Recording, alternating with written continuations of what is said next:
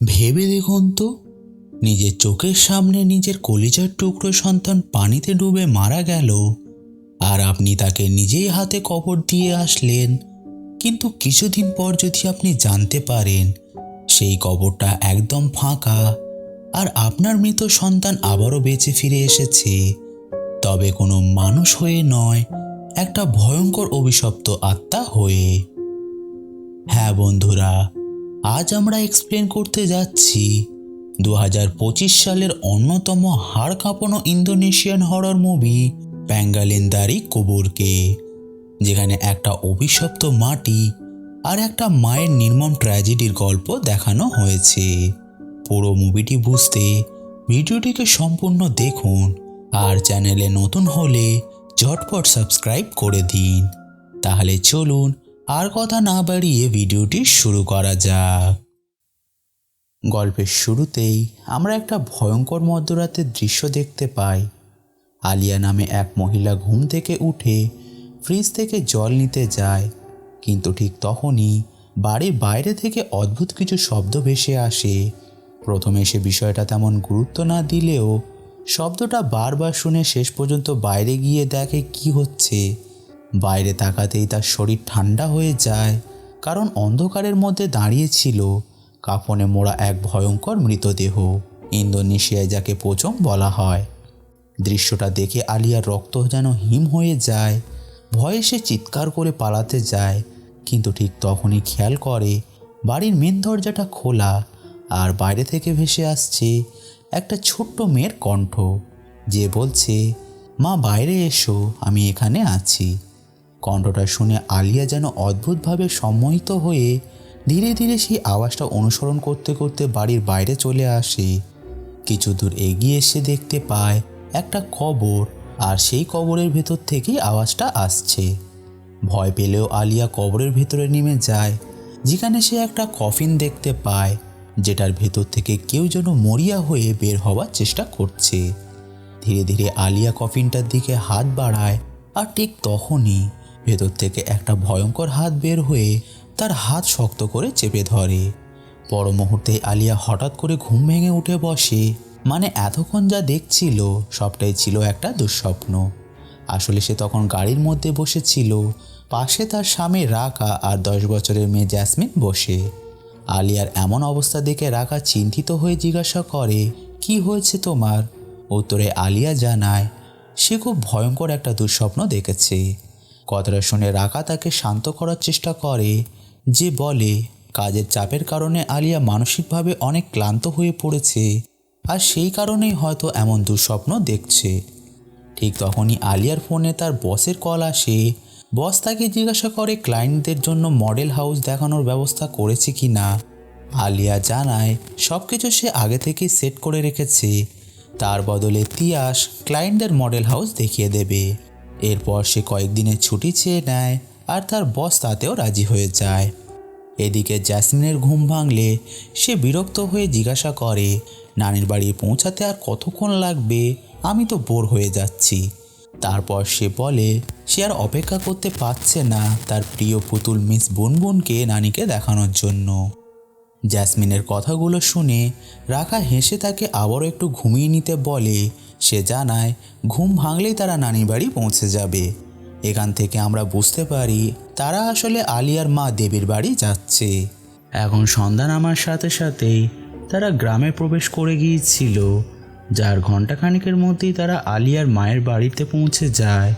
কিন্তু গাড়ি থেকে নামতেই তারা লক্ষ্য করে পুরো বাড়িটা অন্ধকারে ডুবে আছে, কোথাও কোনো আলো জ্বলছে না। বিষয়টা একটু অস্বাভাবিক লাগলেও আলিয়া সবাইকে নিয়ে বাড়ির ভিতরে ঢুকে পড়ে। ঠিক তখনই তারা দেখতে পায় একটা কালো ছায়া ধীরে ধীরে তাদের দিকে এগিয়ে আসছে। হঠাৎ করেই বাড়ির আলো জ্বলে ওঠে, আর তখন তারা বুঝতে পারে ওটা আসলে দেবী ছিল। হঠাৎ এমনভাবে সামনে আসায় সবাই বেশ ভয় পেয়ে যায়। এরপর আলিয়া তার মাকে জিজ্ঞাসা করে, এমনভাবে সব আলো নিভিয়ে রেখেছিলে কেন? দেবী জানায় সে একটু ঘুমিয়ে পড়েছিল, তাই সন্ধ্যা হওয়ার পরেও সে বাড়ির আলো জ্বালাতে পারেনি। এরপর দেবী আলিয়ার কাজের খোঁজ খবর নেয়। আলিয়া জানায় সব কিছু ভালোই চলছে, পাশাপাশি দেবীর রাখার কাজের সম্পর্কেও জানতে চায়। তখন আমরা জানতে পারি রাকা আসলে কন্ট্রাক্টরের কাজ করে, যে কাজ থাকলে বাইরে বের হয় আর কাজ না থাকলে বাড়িতেই থেকে আলিয়ার ভিন্ন কাজে সাহায্য করে। জামাইয়ের এমন স্বভাব শুনে দেবী বেশ খুশি হয়। তারপর সে সবাইকে আগে বিশ্রাম নেওয়ার কথা বলে। দেবী জানায় আলিয়া আর রাকার থাকার জন্য রুম সে আগেই পরিষ্কার করে রেখেছে, তবে জ্যাসমিন আজ তার সঙ্গেই ঘুমাবে। এরপর আমরা আলিয়া ও রাকাকে তাদের রুমের মধ্যে দেখতে পাই, যেখানে রাকা আলিয়ার ছোটবেলার ছবিগুলো দেখে বেশ মুগ্ধ হয়ে যায়। কথা বলতে বলতেই আলিয়া একটু আবেগ নিয়ে রাকাকে জিজ্ঞাসা করে, পরের বছর থেকে মাকে কি আমাদের সঙ্গে নিয়ে যেতে পারবো? রাকা কোনো দ্বিধা ছাড়াই রাজি হয়ে যায়, আর এটা শুনে আলিয়াও অনেক খুশি হয়। কিন্তু সেই রাতেই ঘটতে শুরু করে অদ্ভুত কিছু ঘটনা। মধ্যরাতেই হঠাৎ দেবীর ঘুম ভেঙে যায়। তখন সে লক্ষ্য করে জ্যাসমিন তার পাশে নেই। তাই চিন্তিত হয়ে সে জ্যাসমিনকে খুঁজতে বের হয়। খুঁজতে খুঁজতে যখন মেন হলে পৌঁছায়, তখন সে একটা অস্বাভাবিক দৃশ্য লক্ষ্য করে। জ্যাসমিন একা বসে আছে আর নিজের পুতুল মিস বুনবুনের সঙ্গে কথা বলছে। আর সবচেয়ে ভয়ঙ্কর বিষয় হলো, ওর আচরণ মোটেও স্বাভাবিক লাগছিল না। পরের দিন সকালে দেবীকে রান্নাঘরে কিছু একটা নিয়ে গভীর চিন্তা করতে দেখা যায়। ঠিক তখনই সেখানে আলিয়া আসে এবং জিজ্ঞাসা করে, কি রান্না করছো? দেবী জানায় সে জ্যাসমিনের জন্য একটা স্পেশাল খাবার বানাচ্ছে, কিন্তু কিছু জিনিস শেষ হয়ে গিয়েছে, তাই সে আলিয়াকে বাজার থেকে সেগুলো এনে দিতে বলে। আলিয়া রাজি হয়ে যায়। ঠিক তখনই সেখানে রাকাও চলে আসে, যে বিষয়টা শুনে সেও আলিয়ার সঙ্গে বাজারে যাওয়ার সিদ্ধান্ত নেয়। এরপর আমরা আলিয়া আর রাকাকে গ্রামের বাজারের দিকে যেতে দেখি। কিছু দূর যাওয়ার পর হঠাৎ আলিয়া রাকাকে গাড়ি থামাতে বলে। রাকা অবাক হয়ে কারণ জিজ্ঞাসা করলে আলিয়া তাকে গ্রামের এক পরিচিত মানুষের সঙ্গে পরিচয় করিয়ে দেয়। লোকটার নাম ছিল মিস্টার বসরি, আর তিনি গ্রামের জানাজার কাজ করান। আলিয়াকে দেখে বসরি হেসে তার খোঁজ খবর নেয়। কিছুক্ষণ সাধারণ কথাবার্তার পর সে জ্যাসমিনের কথা জিজ্ঞাসা করে। উত্তরে আলিয়া জানায় জ্যাসমিন এখন তার নানির সঙ্গে আছে। সব কিছু স্বাভাবিকই লাগছিল, কিন্তু আলিয়া আর রাকা সেখান থেকে চলে যাওয়ার পর হঠাৎ করেই বসরির মুখটা গম্ভীর হয়ে যায়। মনে হচ্ছিল কোনো একটা বিষয় তাকে ভিতর থেকে অস্বস্তিতে ফেলেছে। অন্যদিকে একই সময় বাড়িতে দেবী ডাইনিং টেবিলের খাবার সাজাচ্ছিল। ঠিক তখনই সে জ্যাসমিনের হাসির আওয়াজ শুনতে পায়। প্রথমে বিষয়টা স্বাভাবিক লাগলেও কিছুক্ষণ পর সে বুঝতে পারে জ্যাসমিন যেন কারোর সঙ্গে কথা বলছে, এমন কারোর সঙ্গে যাকে সেখানে দেখা যাচ্ছে না। তাই দেবী দ্রুত জ্যাসমিনের কাছে গিয়ে জিজ্ঞাসা করে, তুমি কার সঙ্গে কথা বলছো? জ্যাসমিন একদম স্বাভাবিকভাবেই উত্তর দেয়, সে তার পুতুল মিস বুনবুনের সঙ্গে খেলা করছিল। কথাটা শুনে দেবীর মুখের ভাব পাল্টে যায়। মনে হচ্ছিল এই বিষয়টা তাকে ভীষণ অস্থির করে তুলেছে। তাই সে আর দেরি না করে রান্নার কাজে সাহায্যের অজুহাতে জ্যাসমিনকে সেখান থেকে নিয়ে চলে যায়। এদিকে বাজারে পৌঁছে আলিয়ার দেখা হয় তার ছোটবেলার বান্ধবী মাবারের সঙ্গে, যার একটা গ্লোসারির দোকান ছিল। অনেকদিন পর আলিয়াকে দেখে মাবার ভীষণ খুশি হয়ে যায়, যে খুব আন্তরিকভাবেই রাকাকেও স্বাগত জানায়।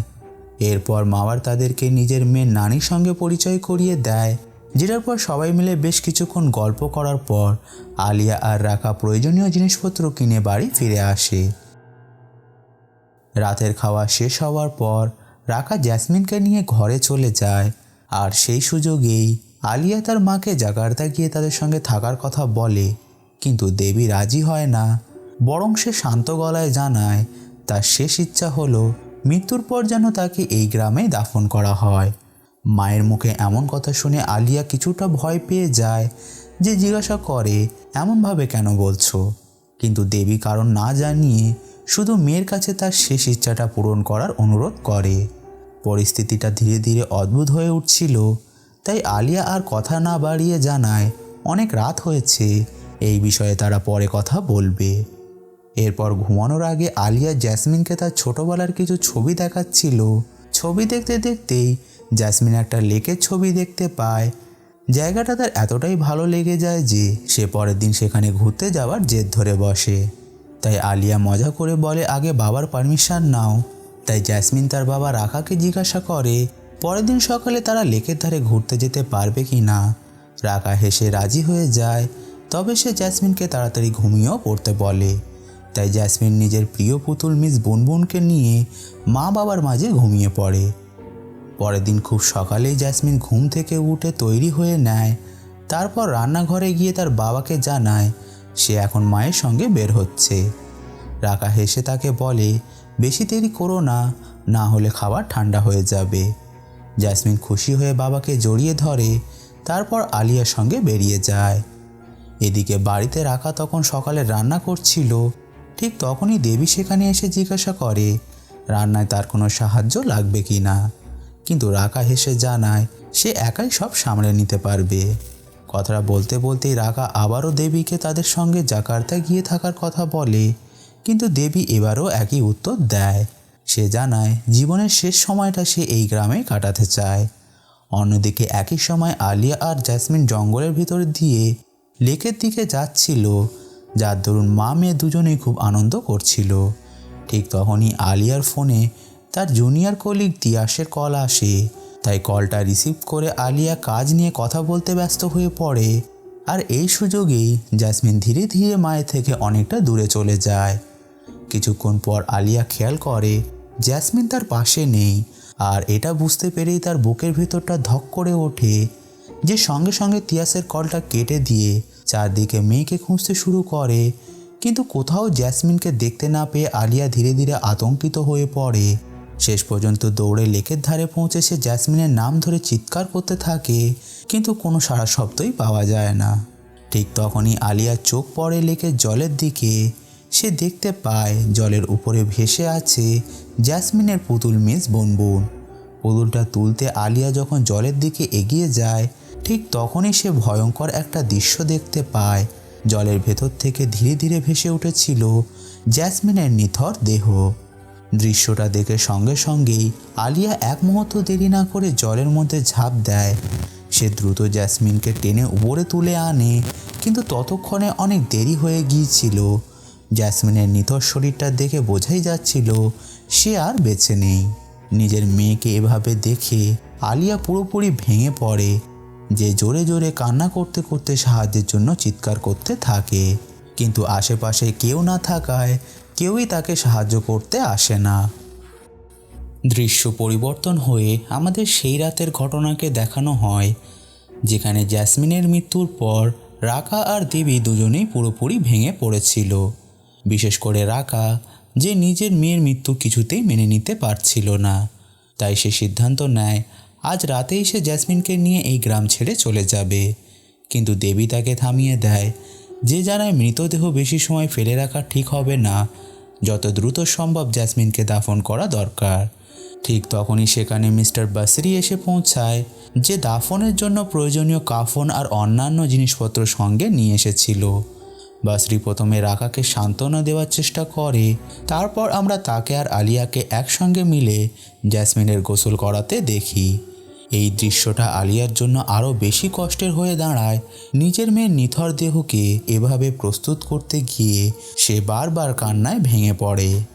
অন্যদিকে রাকাকে তখন গাড়ির ভেতরে বসে থাকতে দেখা যায়, যে একা একা চিৎকার করে কাঁদছিল, কারণ একজন বাবা হিসেবে নিজের মেয়েকে হারানোর যন্ত্রণা সে আর সহ্য করতে পারছিল না। এরপর জেসমিনের দাফনের জন্য প্রস্তুতি সম্পূর্ণ হয়ে গেলে সবাই মিলে মৃতদেহের পাশে বসে কোরআন পাঠ করতে শুরু করে। সব কিছু স্বাভাবিকভাবেই চলছিল, কিন্তু হঠাৎ করে মিস্টার বাসরি ভয়ঙ্কর কিছু দেখতে পায়। সে দেখে মৃত জেসমিন তার দিকেই তাকিয়ে অদ্ভুতভাবে হাসছে। দৃশ্যটা দেখেই বাসরির শরীর কেঁপে ওঠে, কিন্তু পরের মুহূর্তেই সব আবার স্বাভাবিক হয়ে যায়। ফলে বাসরি নিজেও বুঝতে পারে না সে সত্যিই কিছু দেখেছিল নাকি সেটা শুধু তার মনের ভুল ছিল। এরপর সেই রাতেই বাড়ির পাশের একটা নির্দিষ্ট জায়গায় জেসমিনকে দাফন করা হয়। দাফনের কাজ শেষ হওয়ার পর সবাই একে একে সেখান থেকে চলে গেলেও রাকা আর আলিয়া কবরের পাশ থেকে উঠতে পারে না। তারা পুরো রাত সেখানেই বসে থাকে। ভোরের দিকে রাকা কিছুটা নিজেকে সামলে নিয়ে আলিয়াকে জানায় তারা আজই এই গ্রাম ছেড়ে জাকার্তা ফিরে যাবে। এরপর আমরা তাদের তৈরি হয়ে দেবীর সঙ্গে কথা বলে বাড়ি থেকে বের হতে দেখি। কিছু দূর যাওয়ার পর আবারও তাদের দেখা হয়ে যায় মিস্টার বাসরির সঙ্গে। তাই বাসরি তাদের জিজ্ঞাসা করে, তোমরা কি আজই ফিরে যাচ্ছ? উত্তরে রাকা জানায়, হ্যাঁ, আজই জাকার্তা ফিরে যাচ্ছি। কথাটা শুনে বসরি কিছুক্ষণ চুপ থাকে, তারপর আলিয়াকে বলে, যদি কখনো কোনো সাহায্যের প্রয়োজন হয় তাহলে অবশ্যই তোমরা আমার সঙ্গে যোগাযোগ করবে। যেটাতে রাকা তাকে ধন্যবাদ জানিয়ে সেখান থেকে চলে যায়। এরপর রাতের দিকে আমরা দেবীকে একা বসে থাকতে দেখি। তার হাতে ছিল একটা পুরনো ছবি। ছবিটার দিকে তাকিয়ে থাকতে থাকতেই সে নিজের মায়ের বলা কিছু কথা মনে করতে শুরু করে। তার মা তাকে বলেছিল, যাই হয়ে যাক না কেন সে যেন কখনোই এই গ্রাম ছেড়ে কোথাও না যায়, আর তার মৃত্যুর পর যেন তাকে এই গ্রামে দাফন করা হয়। এই কথাগুলো শুনে আমরা বুঝতে পারি কেন দেবী এতদিন ধরে জাকার্তা যেতে চাইছিল না। ঠিক তখনই হঠাৎ বাড়ির ভেতর থেকে অদ্ভুত কিছু শব্দ ভেসে আসে।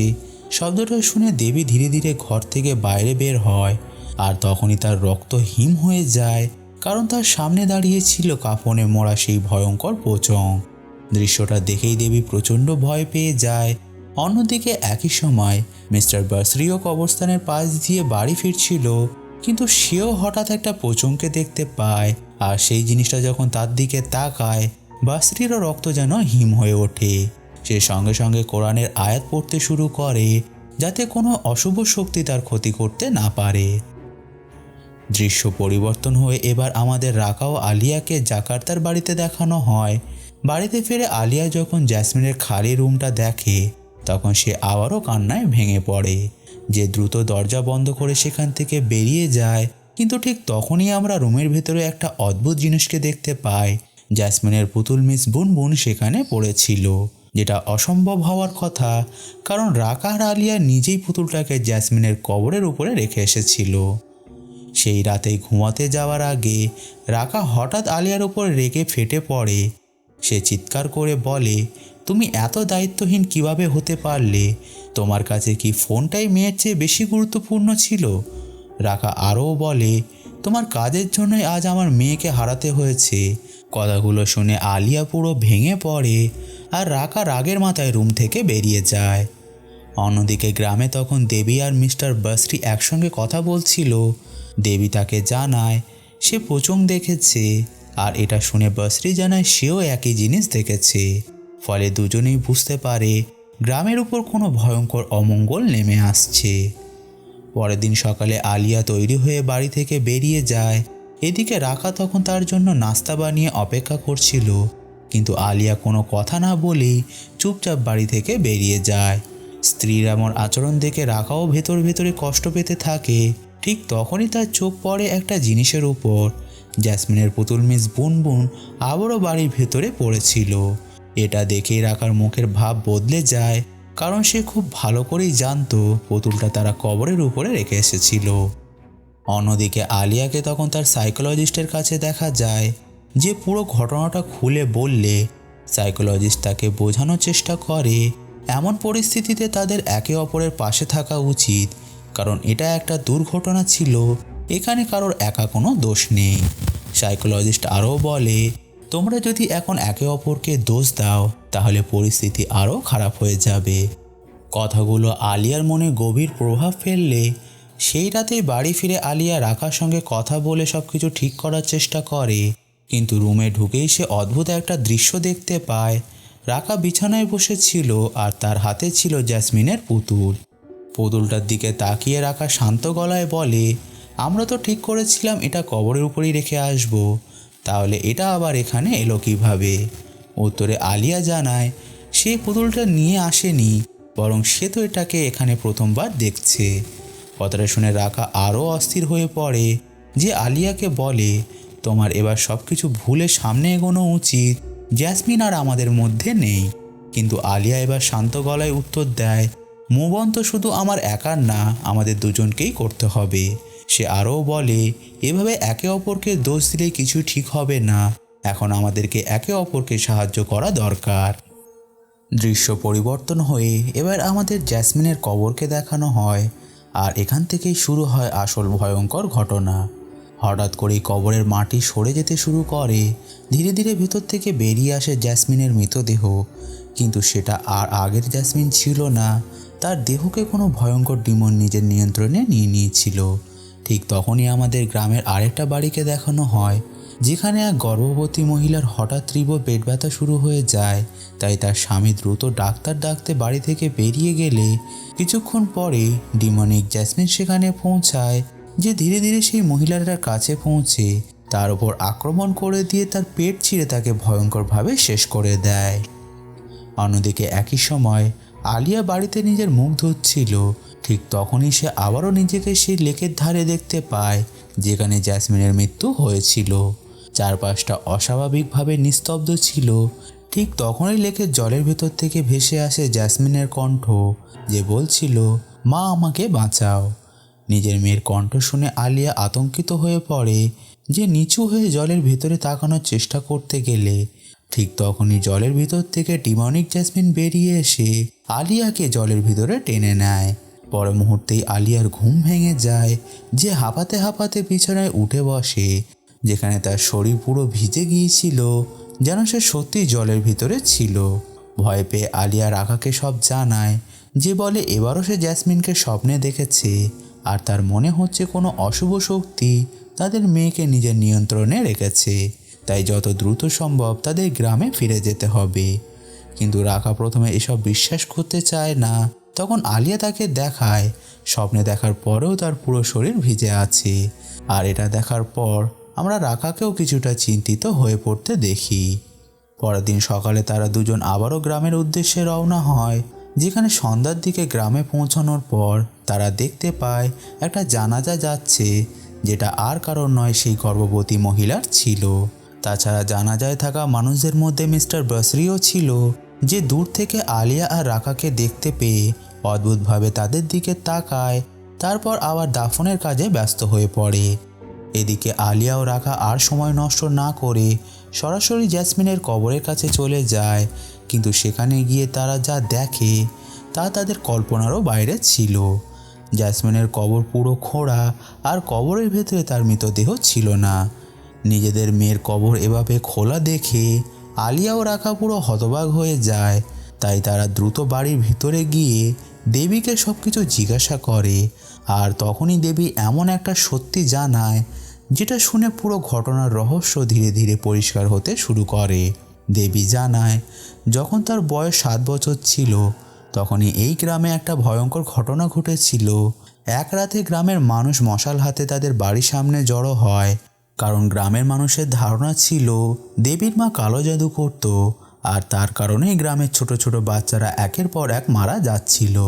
গ্রামবাসীরা সেই দিন সিদ্ধান্ত নিয়েছিল তারা দেবীর মাকে জীবন্ত পুড়িয়ে মারবে। কিন্তু ঠিক তখনই দেবীর মা বাড়ির বাইরে বেরিয়ে আসে, যে সবাইকে বোঝানোর চেষ্টা করে সে কালো জাদু করে না। কিন্তু কেউ তার কথা বিশ্বাস করেনি, বরং সবাই তার উপরে ক্ষিপ্ত হয়ে ওঠে।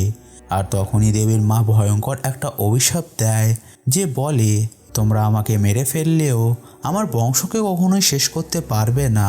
আর যেদিন আমার বংশের কাউকে এই গ্রামে দাফন করা হবে, সেই দিন আমি আবারও ফিরে আসব, আর একে একে পুরো গ্রামবাসীকেই শেষ করে দেব। কথাগুলো বলেই সে নিজের গলায় ছুরি চালিয়ে নিজেকে নিজে শেষ করে নেয়। দেবীর মুখে এই ঘটনাটা শুনে আলিয়াও রাকা বুঝতে পারে জ্যাসমিনকে এই গ্রামে দাফন করার কারণে সেই অভিশাপ আবারও সক্রিয় হয়ে উঠেছে, আর এখন কোনো অশুভ শক্তি জ্যাসমিনের দেহকে ব্যবহার করছে। সব কিছু জানার পর আলিয়া ভয় পেয়ে দেবীকে জিজ্ঞাসা করে, তাহলে এখন আমরা কি করব? ঠিক তখনই সেখানে মিস্টার বসরি এসে পৌঁছায়, যে সব কিছু শোনার পর জানায় এই অভিশাপ থেকে মুক্তি পাওয়ার একটাই উপায় আছে, তাদের জ্যাসমিনের দেহকে গ্রামের বাইরে সঠিক নিয়মে আবার দাফন করতে হবে। কিন্তু তার আগে সবথেকে জরুরি কাজ হলো জ্যাসমিনকে খুঁজে বের করা। এখানে আমাদের কাছে একটা বিষয় পরিষ্কার হয়ে যায় যে যখন কোনো ভয়ঙ্কর অভিশাপ দেওয়া হয়, তখন সেই অভিশাপের সঙ্গে একটা ডিমন জড়িয়ে যায়, যে প্রজন্মের পর প্রজন্ম ধরে সেই অভিশাপকে বাঁচিয়ে রাখে। আর এখন সেই ডিমনটাই জ্যাসমিনের দেহকে নিজের নিয়ন্ত্রণে নিয়ে পুরো গ্রামের মধ্যে হত্যাকাণ্ড চালাচ্ছে। সব কিছু জানার পর সবাই মিলে জ্যাসমিনকে খুঁজে বের হওয়ার প্রস্তুতি নেয়, কিন্তু ঠিক তখনই দেবী আলিয়াকে থামিয়ে দেয়, যে বলে, তুমি এখানেই থাকো আর আল্লাহর কাছে তোমার মেয়ের জন্য দোয়া করো। তাই অনিচ্ছা সত্ত্বেও আলিয়া রাজি হয়ে যায়। দৃশ্য পরিবর্তন হয়ে আমাদের মাওয়ারকে দেখানো হয়, যেখানে সে যখন দোকান বন্ধ করছিল, ঠিক তখনই বাড়ির ভিতর থেকে তার মেয়ে নানির চিৎকার ভেসে আসে, যেটাতে মাওয়ার ভয় পেয়ে দ্রুত ঘরের ভেতরে দৌড়ে যায়। ভিতরে গিয়ে সে দেখে নানি বিছানার উপর কম্বল মুড়ি দিয়ে বসে আছে, যাকে দেখে বোঝাই যাচ্ছিল সে ভীষণভাবে ভয় পেয়েছে। তাই মাওয়া দ্রুত জিজ্ঞাসা করে কি হয়েছে। নানি কাঁপতে কাঁপতে বিছানার নিচের দিকে ইশারা করলে মাওয়ার ধীরে ধীরে নিচে তাকাতেই তার শরীর ঠান্ডা হয়ে যায়, কারণ বিছানার নিচে আসল নানি লুকিয়েছিল, যে মুখে আঙুল দিয়ে নিজের মাকে চুপ থাকতে ইশারা করে ফিসফিস করে জানায় বিছানার উপরে একটা শয়তানি আত্মা বসে আছে।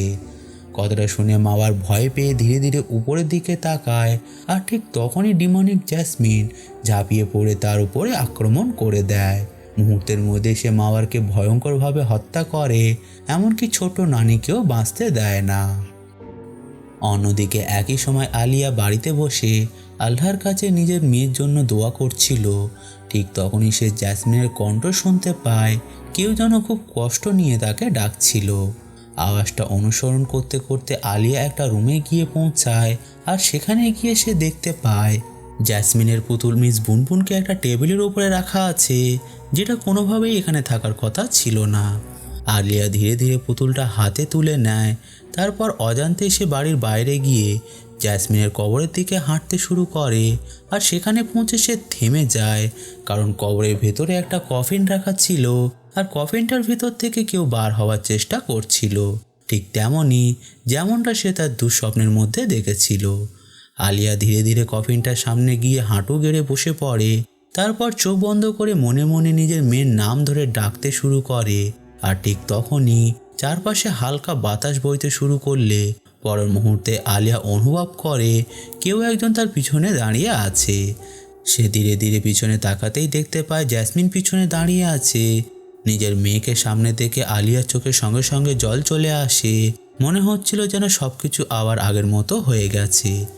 জ্যাসমিনও তার মার দিকে তাকিয়ে হালকা হাসছিল, কিন্তু এই শান্ত মুহূর্তটা বেশিক্ষণে স্থায়ী হয় না, কারণ হঠাৎ করেই কবরের ভেতর থেকে বেরিয়ে আসে ডিমনিক জ্যাসমিন, আর বেরিয়ে এসে আলিয়ার গলা শক্ত করে চেপে ধরে। হঠাৎ আক্রমণে আলিয়া দম বন্ধ হয়ে ছটফট করতে শুরু করলে তার হাত থেকে জ্যাসমিনের পুতুলটা পড়ে যায়, যেটা মাটিতে পড়ার সঙ্গে সঙ্গে অদ্ভুত কিছু ঘটে। ডিমনিক জ্যাসমিন কয়েক সেকেন্ডের জন্য একদম থেমে যায়, মনে হচ্ছিল জ্যাসমিনের আসল আত্মা এখনও কোথাও না কোথাও ভেতরে বেঁচে আছে, আর সে এখনও তার প্রিয় পুতুলকে ভুলতে পারেনি। ঠিক তখনই সেখানে রাকাও পৌঁছে যায়, যে দ্রুত আলিয়াকে বাঁচানোর চেষ্টা করতে গেলে ডিমনিক জ্যাসমিন এবার তাদের দুজনের উপরেই আক্রমণ করে মুহূর্তের মধ্যেই সে আলিয়া ও রাকাকে গলা চেপে ধরে তাদের শূন্যে তুলে ফেলে। দুজনে ধীরে ধীরে শ্বাস নিতে না পেরে ছটফট করতে শুরু করলে তখনই সেখানে মিস্টার বাসরি পৌঁছে যায়, যে সঙ্গে সঙ্গে আল্লাহর নাম নিয়ে ডিমনকে আদেশ দেয় তাদেরকে ছেড়ে দেওয়ার জন্য। যেটার পর বাসরি জোরে জোরে দোয়া পাঠ করতে শুরু করে। দোয়া শব্দ শুনতেই ডিমনিক জ্যাসমিন হঠাৎ করে সেখান থেকে অদৃশ্য হয়ে যায়। কিন্তু ব্যাপারটা এত সহজ ছিল না, কারণ কিছুক্ষণ পরেই সে আবারও ফিরে আসে, আর এবার সরাসরি বাসরির উপরে আক্রমণ করে দেয়।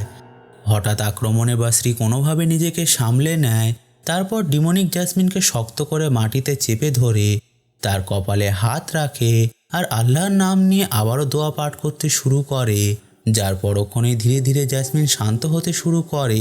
এটা দেখে বাসরির মনে হয় ডিমনটা হয়তো তার শরীর ছেড়ে চলে গেছে, কিন্তু সেটা তার ভুল ধারণা ছিল, কারণ পর মুহূর্তে জ্যাসমিন আবারও চোখ খুলে ভয়ঙ্করভাবে বাসরির উপরে ঝাঁপিয়ে পড়ে, যেটাতে বাসরি বুঝে যায় এই ডিমনটাকে সহজে থামানো যাবে না। তাই সে নিজের সমস্ত শক্তি একত্রিত করে আবারও জোরে জোরে দোয়া পাঠ করতে শুরু করে, যার সাথে সাথে চারপাশের বাতাস ধীরে ধীরে ভারী হয়ে উঠছিল। আর তারপরেই ঘটে ভয়ঙ্কর সেই দৃশ্যটা। আমরা দেখতে পাই একটা কালো ছায়া ধীরে ধীরে জ্যাসমিনের শরীর থেকে বের হয়ে আসছে, যেটা সম্পূর্ণ বার হওয়ার সঙ্গে সঙ্গে জ্যাসমিনের দেহ নিস্তেজ হয়ে মাটিতে পড়ে যায়। মানে অবশেষে জ্যাসমিনের আত্মা সেই ভয়ঙ্কর ডিমনের হাত থেকে মুক্তি পেয়ে গিয়েছিল। এরপর পরের দিন সকালে পুরো গ্রামের মানুষ ও জ্যাসমিনের পরিবার মিলে তাকে গ্রামের বাইরে একটা কবরস্থানে সঠিক নিয়মে দাফন করে, যেখানে কবরের উপরে রেখে দেওয়া হয় তার প্রিয় পুতুল মিস বুনবুনকে। শেষ দৃশ্যে আমরা দেখতে পাই আলিয়া ও রাকা বুঝে গিয়েছিল অবশেষে জ্যাসমিনের আত্মা তার আসল শান্তি খুঁজে পেয়েছে। আর ঠিক এখানেই মুভিটি শেষ হয়ে যায়। তো বন্ধুরা, এটাই ছিল পাঙ্গিলান্দারি কুবুর মুভির ডিটেল এক্সপ্লেনেশন। আশা করছি এই ভিডিওটা আপনাদের ভালো লেগেছে। যদি ভালো লেগে থাকে তাহলে ভিডিওটাকে লাইক করুন। মুভিটার কাহিনীকে নিয়ে আপনাদের কোনো প্রশ্ন বা মতামত থাকলে অবশ্যই কমেন্ট করে জানাতে ভুলবেন না। আমি যত দ্রুত সম্ভব আপনাদের সকল প্রশ্নের উত্তর দেওয়ার চেষ্টা করব। তো বন্ধুরা, আজকের ভিডিওতে এই পর্যন্তই। আমি আবারও আসবো এমনই কিছু মুভি এক্সপ্লেনেশন নিয়ে। Till then, keep watching.